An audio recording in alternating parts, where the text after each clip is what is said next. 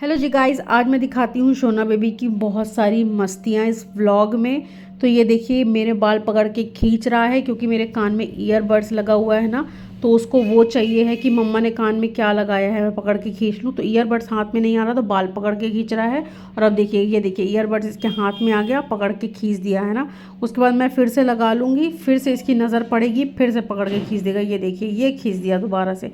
इतने बाल खींचता है। अपनी पापा की गोदी में चढ़ेगा तो पापा की मूंछ खींचेगा, दाढ़ी खींचेगा, सर के बाल खींचेगा। उनके छोटे छोटे लेकिन वो भी पकड़ के खींच देता है। और ये बच्चों की पकड़ इतनी तेज़ रहती है ना, जब जब पकड़ के खींचता है मैं इसके हाथ देखती हूँ तो इसके हाथ में इतने सारे बाल रहते हैं। और फिर ये उसी बाल को ना हाथ को मुंह में डालता है, तो मैं जल्दी से इसके हाथ वगैरह साफ़ करती हूँ। तो इसको तो गोदी में लेना खतरे से खाली नहीं, इतना बाल खींचता है। मेरे तो वैसे ऑलरेडी इतने बाल झड़ रहे हैं, ऊपर से ये बाल खींचता रहता है। अब मैं इसको दिखाती हूँ आपकी दूसरी मस्ती। अब मैं यहाँ पे इसको गोदी में लेके बैठी हूँ। अब ये मेरी नाक में जो मैंने पहना है ना उसको पकड़ के खींचना चाहता है। उसके बाद यहाँ पे मैं लेटा दी हूँ इसको, नीचे पानी पिला रही हूँ। हाँ जी, मैं इसको पानी पिलाना चालू कर दी हूँ।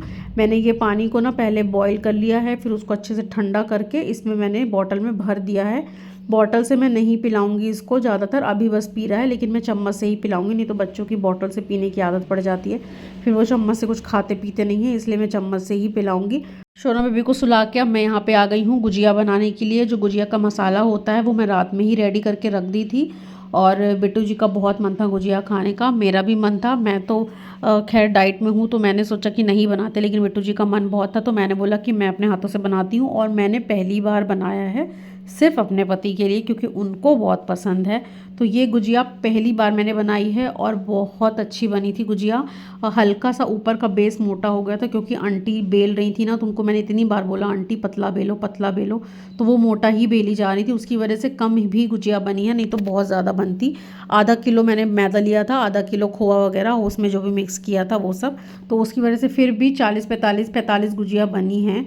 लेकिन पहली बार के हिसाब से बहुत अच्छी गुजिया बनी है। बिट्टू जी को भी बहुत पसंद आई, मुझे भी, आंटी को भी, जिसने जिसने खाया सबको बहुत पसंद आई है। और ये शोना बेबी यहाँ पे इतना परेशान कर रहा था, पूरा सामान पकड़ पकड़ के खींच रहा था, कहाँ लेटाया था और कहाँ क्रॉल करते करते करते आ गया पूरा। हम लोग को पूरा किनारे कर दिया था, खसका खसका के अपना खुद इधर साइड पूरा आ गया था। तो बस यही करते करते हमारी पूरी गुजिया बन गई है। और ये देखिए शोना बेबी को कैसे चीज़ें पकड़ पकड़ के खींच रहा है, मतलब इतनी जल्दी जल्दी ये बर्तनों को देख के क्रॉल करना सीख रहा है कि मैं क्या बताऊँ। उसके बाद यहाँ पे मेरी गुजिया पूरी रेडी हो गई है, बस लास्ट की 3-4 बची हैं जो सिक रही हैं। धीरे धीरे इसको सिम आँच में मैं सेक रही हूँ, अच्छी बनेगी। कुछ मेरी स्टार्टिंग की थोड़ी ज़्यादा सिक गई थी, लेकिन फिर मुझे बाद में पता चला कि कम कम सेकनी होती है। Thanks for watching, bye bye.